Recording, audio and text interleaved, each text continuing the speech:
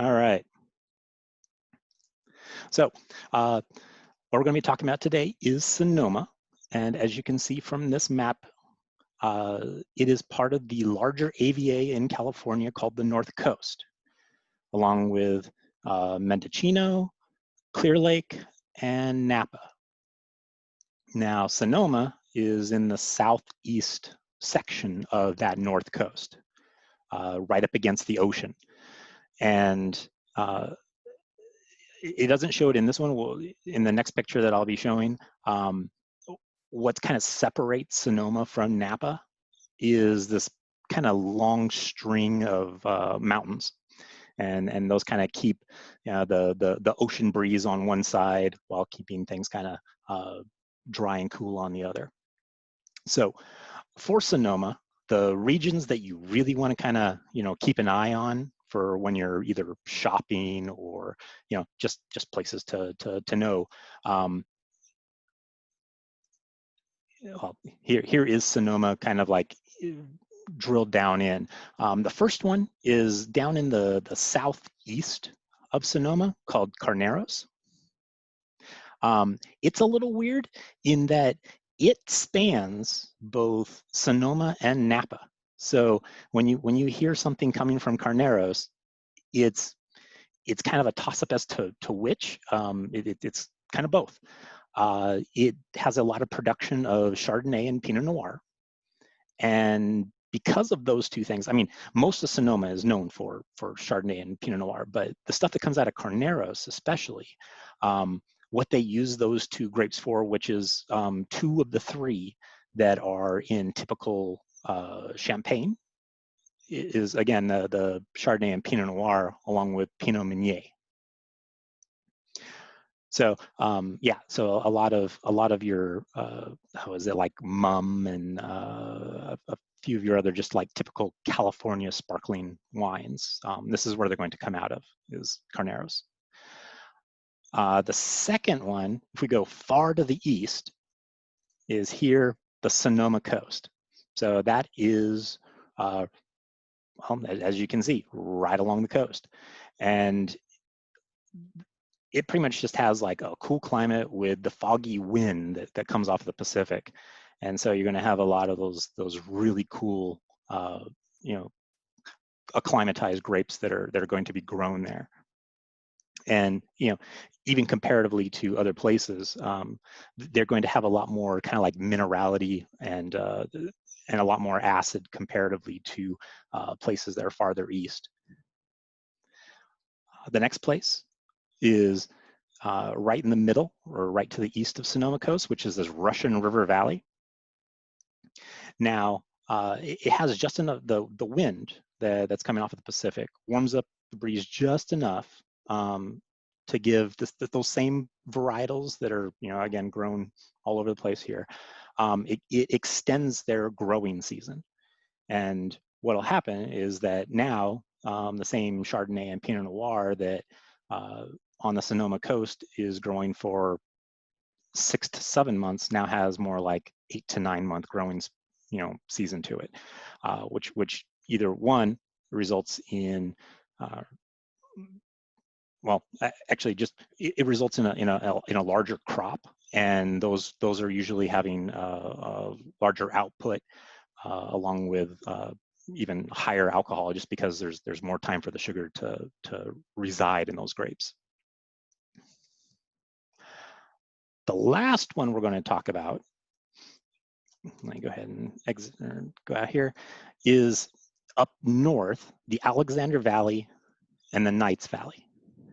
The Knights Valley, not as much, but some of the grapes that are grown there are, they kind of associate, and even a lot of things that are grown in Knights will kind of call themselves Alexander, just because Alexander is kind of known much more.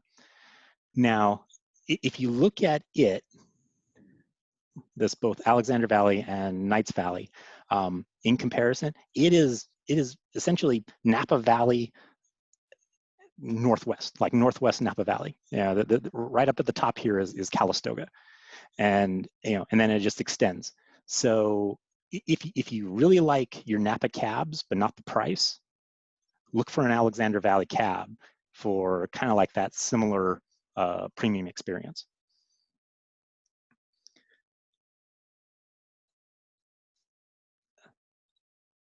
Let's see.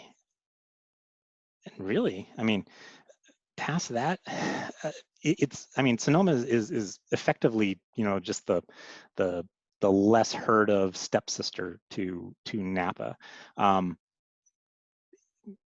There isn't much more to say towards it. If, you know, does anyone have any questions on what's with Sonoma? Or, I mean, I've been through there. Healdsburg, that's right in the middle. Yeah, great place with a really good cidery right in there. Beyond that, it's just a lot of typical farmland out there. Oh, let's see. Someone's got their hand raised. Which, let's see. Hold on. Where's my meeting controls?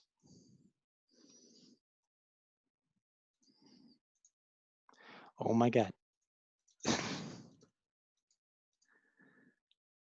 All right, how do I unmute? Okay, there it is. Mute, unmute.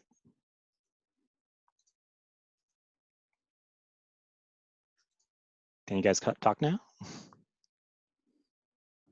Yes. All right. Jen, you had a question?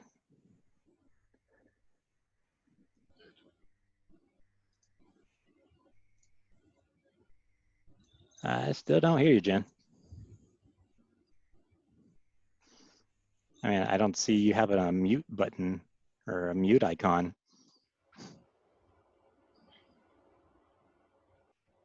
Okay. Well, I mean, if you just want, Oh my God. if you just want to type in chat, and, you know, we can just read to everybody. She's in, I don't know. You see that different? Anyways, well, I guess while we're waiting for that, oh, there's chat. Ah, here we go. Wondering what the delineating factor between Sonoma is. Oh, you're unable to unmute yourself. All right.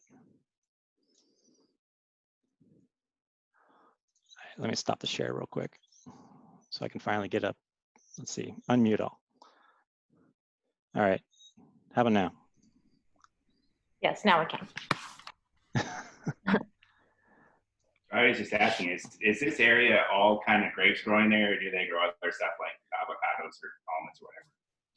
No, I mean, the only thing that as I drive through the area, because I've been to Sonoma twice and Napa 3 times now, and in those places, just because it is so, like, the land is so premium, that grapes are pretty much all that's grown there. You know, as you're coming up through there, or, you know, like a little bit farther south, which is like the Suisun Valley, they've got a little bit more. I think that it's I've seen pistachios and cherries.